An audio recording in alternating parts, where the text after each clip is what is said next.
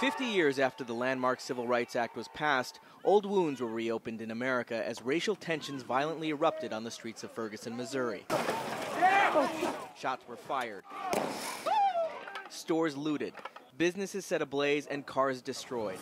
That ain't the message we gonna sing. 3.5 months of fury had been simmering here since a white police officer killed a black teenager on a warm Saturday afternoon in August. 18-year-old Michael Brown was lying in the street. He had been shot 6 times. Brown was unarmed. Within hours, hundreds of outraged protesters took to the streets. But soon some turned violent, looting or vandalizing at least 12 businesses. A gas station and convenience store was set on fire. More than 30 people were arrested. Michael Brown's parents pleaded with the community to protest peacefully as they tried to piece together what had happened to their son, leaning on civil rights activists for support. No one has the right to take their child's name and drag it through the mud because you're angry. Hands up, don't shoot. The St. Louis area has long been one of the country's most segregated regions. Blacks have overwhelmingly had an economic disadvantage, according to a 2010 census report.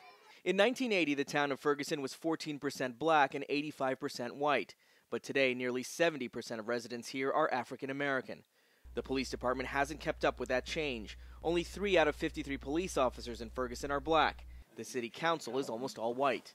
Nothing's going to change if the infrastructure that's counting the votes is still the same. I don't want the society to see this as just an African American thing. We just want justice, period. The weekend of protests turned into days of anger and demands for the arrest of the officer who shot Brown. With tensions escalating, police responded with armored military-style vehicles in full SWAT gear, using tear gas and rubber bullets to disperse demonstrators.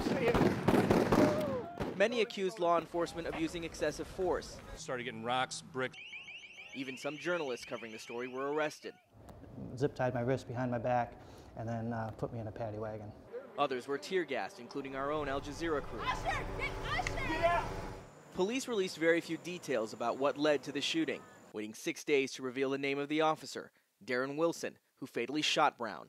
And at the same time, they released surveillance photos and video they said showed Michael Brown stealing cigars from a nearby convenience store before the shooting. Later that evening, there was more looting and violence. Some of the people went over here to this liquor store and tried to break in there. Some people started going in.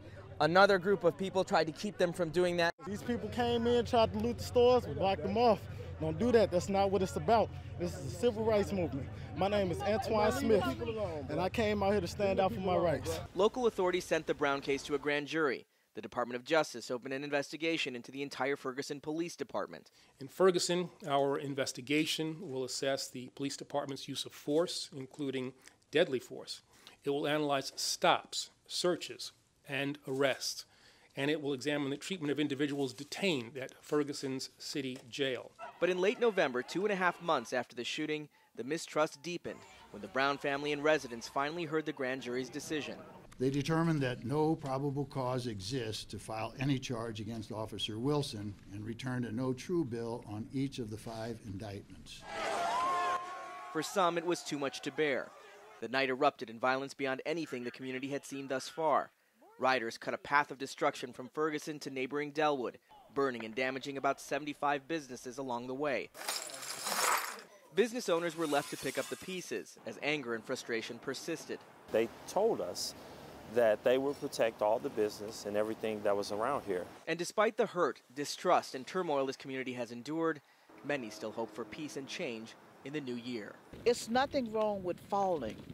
The problem is when you don't get up. Usher Qureshi, Al Jazeera.